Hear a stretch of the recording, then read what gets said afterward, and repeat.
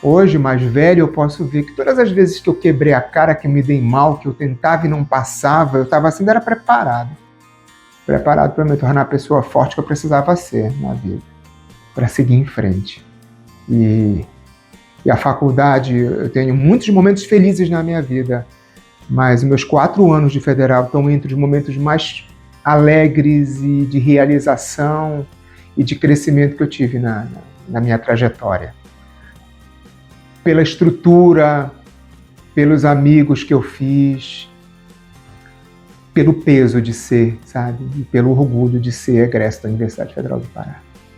Eu entro na Facom e para mim é como se eu estivesse entrando num ambiente tão acolhedor, para mim, sabe? Que eu me sinto super bem, assim. É como se... Eu tento fazer com que os meus alunos e alunas se sintam exatamente como eu me sinto, bem, confortáveis.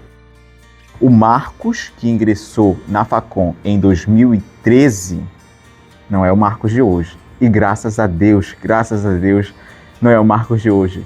E eu agradeço muito.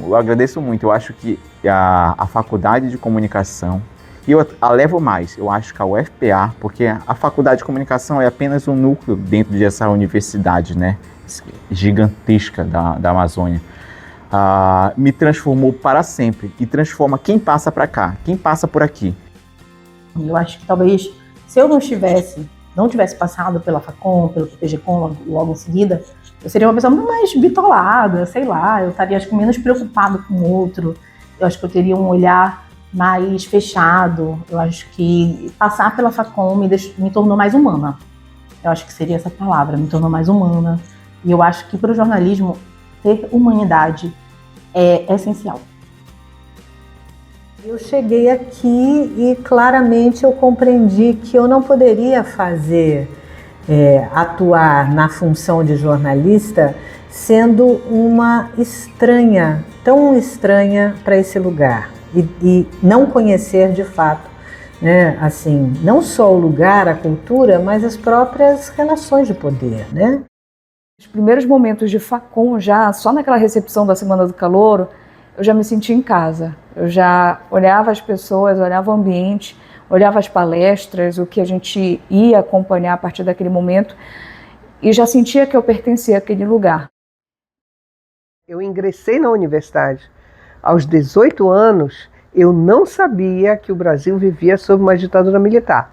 E por aí dá para ver o quanto nós éramos realmente submetidos a um processo de alienação, né? O Brasil que nos era apresentado na escola era um Brasil completamente diferente do Brasil real.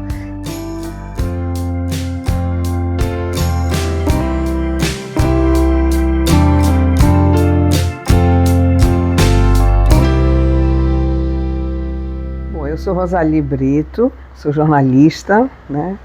Professora do curso de comunicação da UFPA e também do programa de pós-graduação em comunicação, cultura e Amazônia. Acabei de completar 40 anos de docência na UFPA. Eu sou paraense, eu nasci em Belém, eu sou filho do meio de 3, cresci ali na terra firme, estudei a minha vida inteira em escola pública. Eu acho que eu sou uma mulher amazônida, que tem uma ancestralidade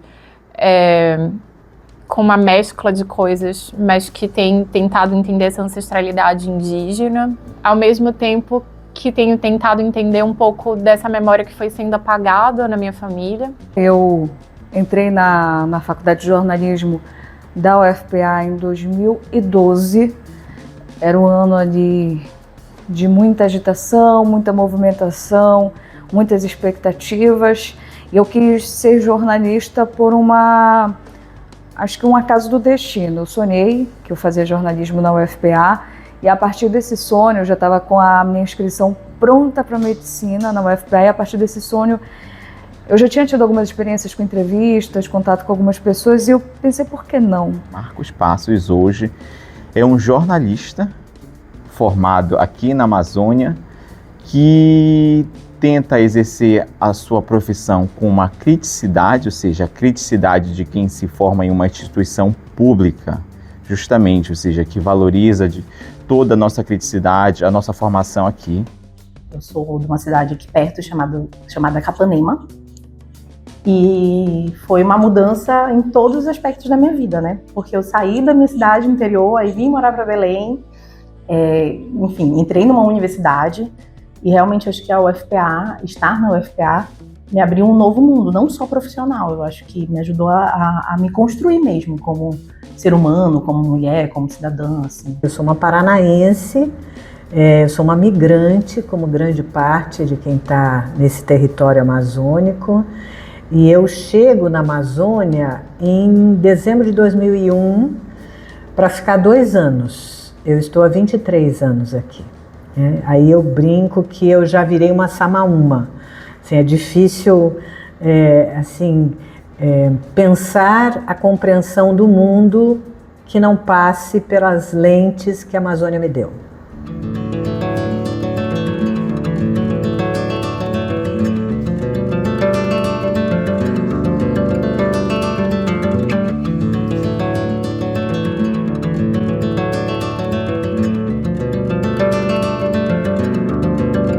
A Amazônia é peculiar. Não que eu vá dizer, o jornalismo aqui é diferente de outro lugar. Não é isso.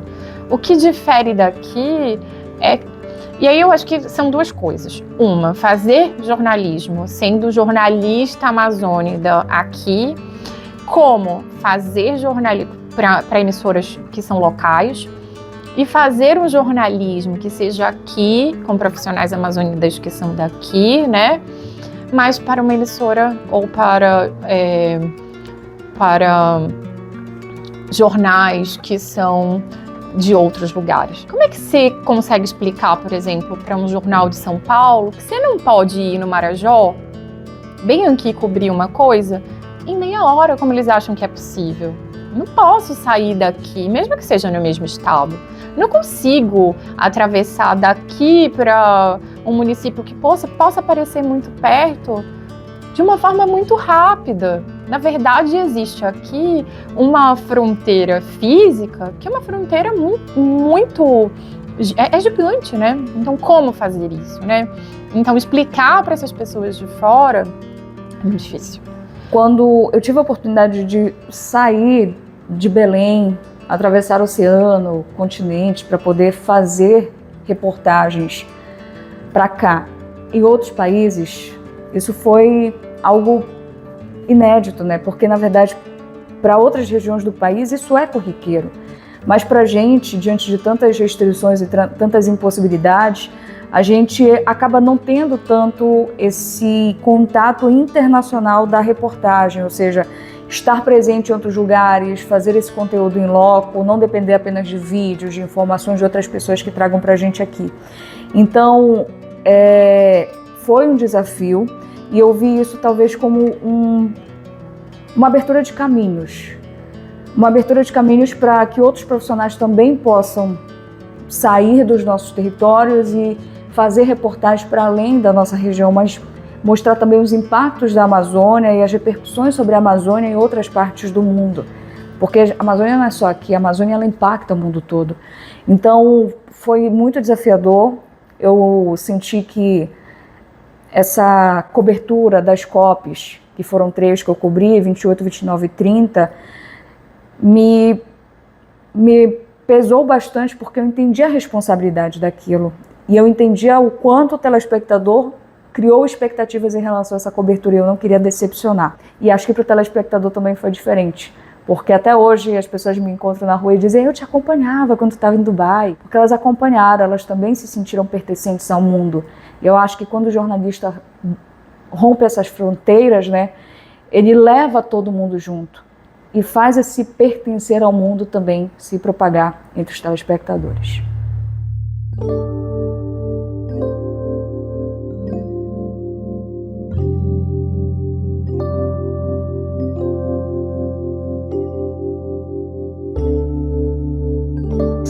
Se eu pensar assim, qual foi um desafio naquele momento, né, em que você exerceu o jornalismo? Aí eu posso dizer, que, inclusive, de uma experiência que fui demitida da Rádio Cultura do Pará, né, Eu produzia junto com a Ana Petruccelli, que é uma grande amiga minha, foi professora do curso de comunicação também, né? Está aposentada já há alguns anos. Nós produzíamos um programa chamado Mulher, que era direcionado mais ao público feminino, como o nome diz, né? Sugere. Só que naquele momento teve um momento ali em que foi editado o Plano Cruzado, que era do governo Sarney, do José Sarney. Era esse pós-queda da ditadura, mas ainda com resquícios, né, de autoritarismo e principalmente com reverberações muito sérias na política econômica do Brasil, né? O Plano Cruzado 1, ele foi um total fracasso como plano econômico. E dentro da linha de que foram todos aqueles planos econômicos, depois teve o Plano Bresser, mais adiante Plano Collor, enfim, todos esses planos, eles eram planos que arrochavam o salário dos trabalhadores, né?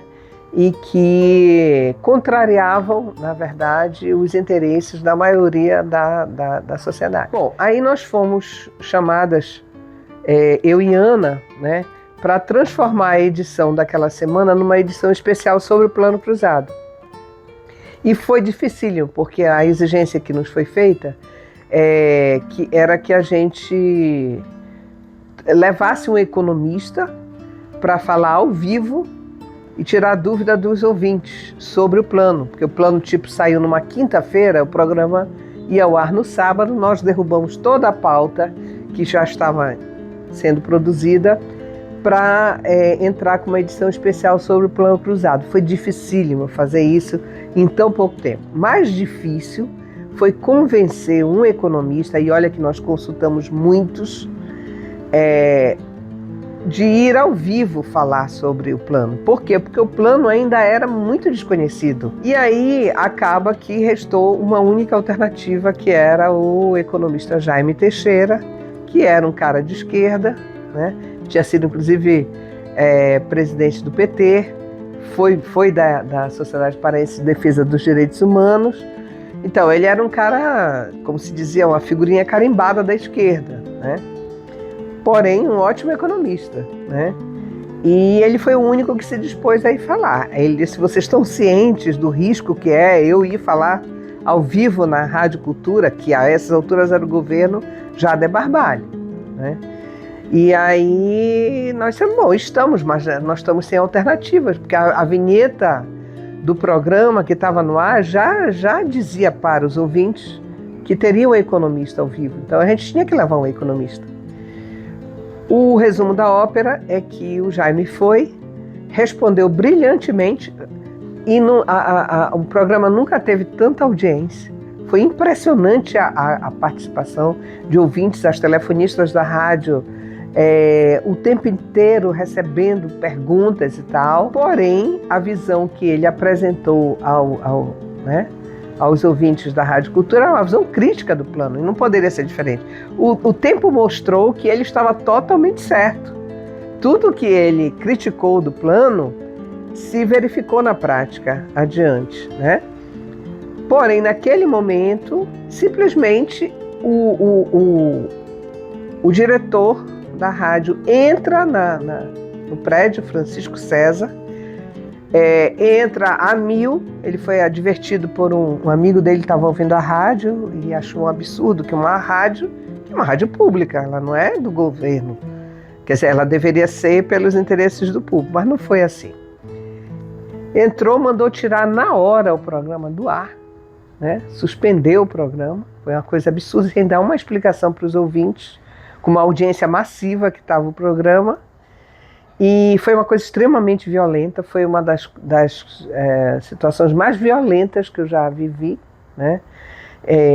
E depois, uma semana depois, nós fomos demitidas, eu e Ana.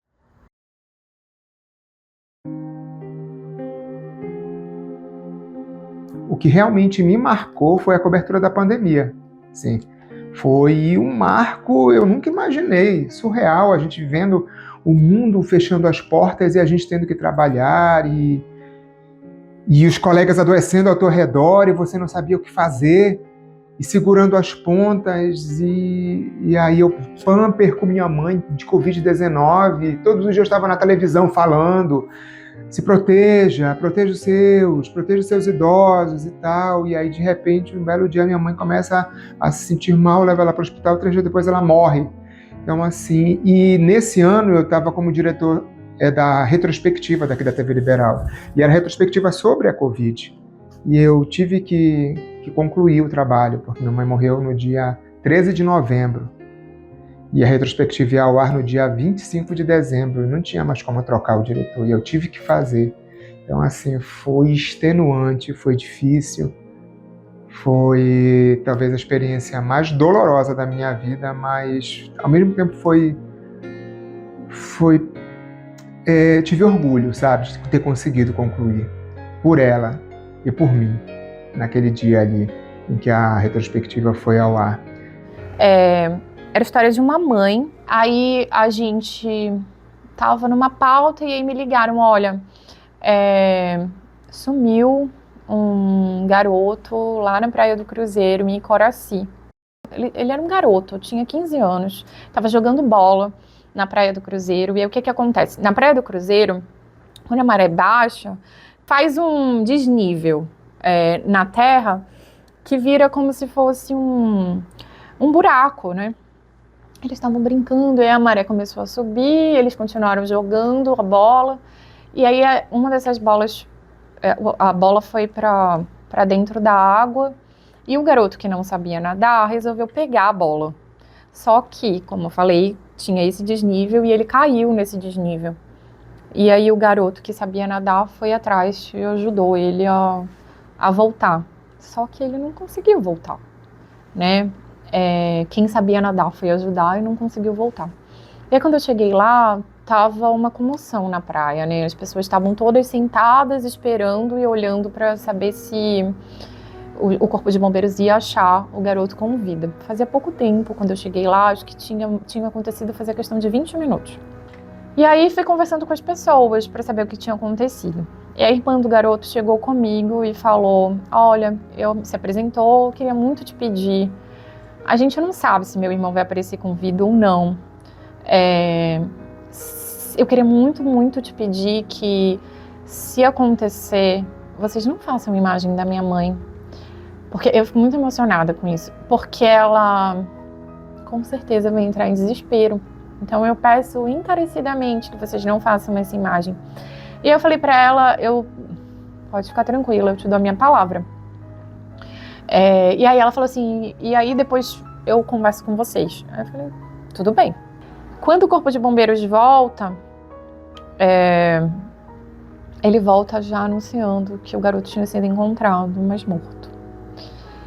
E a mãe dele entrou no desespero. Hoje eu, como mãe, eu não era mãe na época, mas a mãe dele entrou num desespero. Ele era um garoto de 15 anos que saiu de casa para jogar bola. Ela chorava copiosamente, ela se ajoelhava, ela gritava.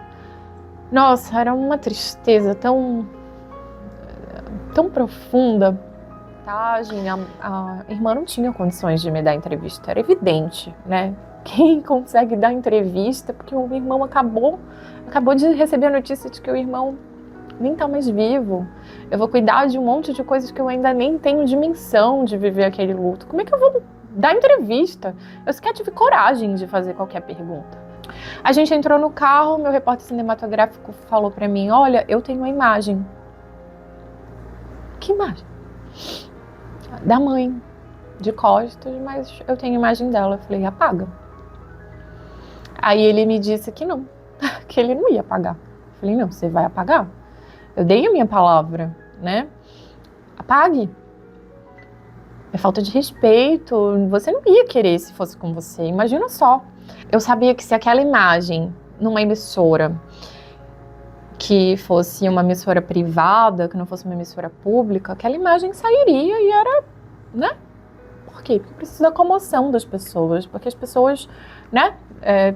entende-se em algum momento que as pessoas se conectam com a dor do outro. O que eu fiz? Eu subi, fui na edição, descarreguei o material, porque era responsabilidade minha.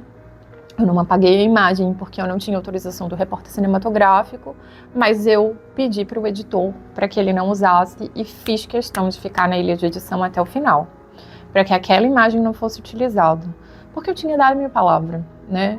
E a matéria era minha também, né? Então a matéria não era só do repórter cinematográfico, mas era minha também.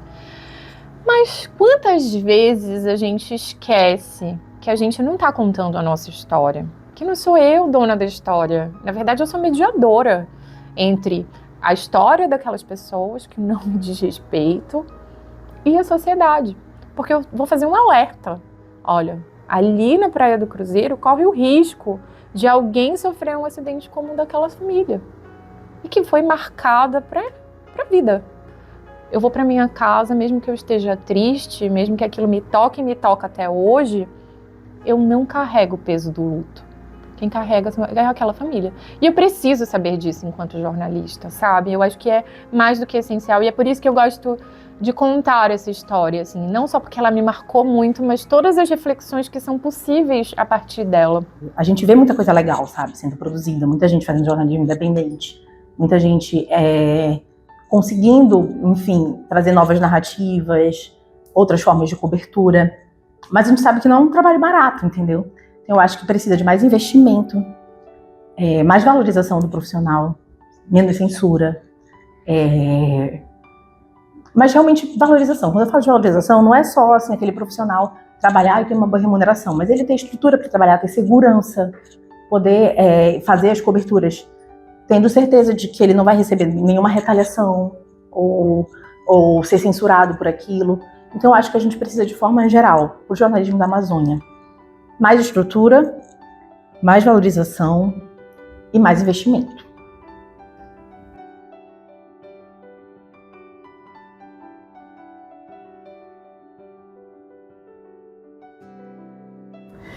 Olhe, Facon, do meu coração mesmo. Você não sai dos meus pensamentos, até porque você me dá muito trabalho.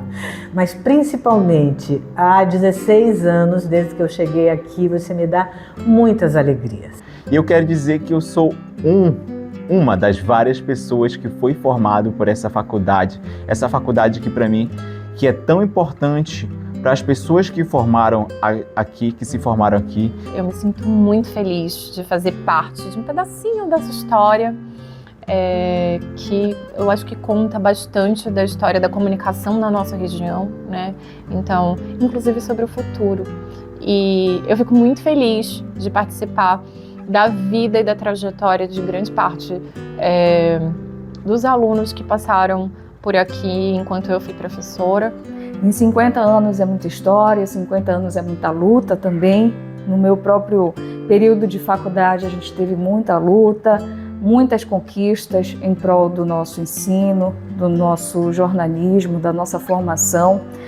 E eu espero que siga assim. Eu espero que todas essas gerações que venham a fazer parte da Facon, venham a ser Facon, possam também engajar nessa luta pelo bom jornalismo, pela seriedade, pela ética e por uma universidade que nos dê estrutura para que a gente possa ter todo o material, tudo que é necessário para sermos bons profissionais. E aos meus futuros colegas desejo aí muito sucesso nessa trajetória. Eu quero dar os parabéns para a Facon. Muito obrigado por ter oportunizado para mim, para tanta gente, a chance de ingressar no nível superior, de nos tornarmos jornalistas, publicitários, pessoas que têm feito diferença no mercado. O profissional de comunicação que sai da Facon é um profissional diferente, a gente sabe disso. Eu tenho muito orgulho de ser egresso dessa faculdade e conto para todo mundo que eu entrei em 1999 na Universidade Federal do Pará e levo-a comigo para sempre.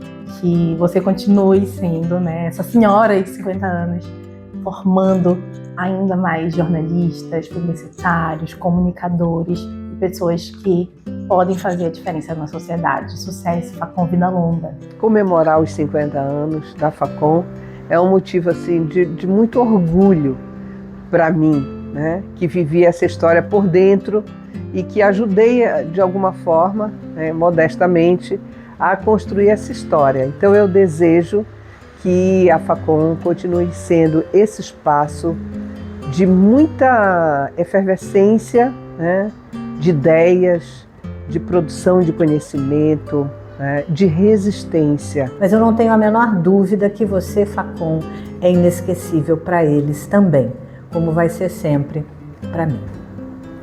Beijo.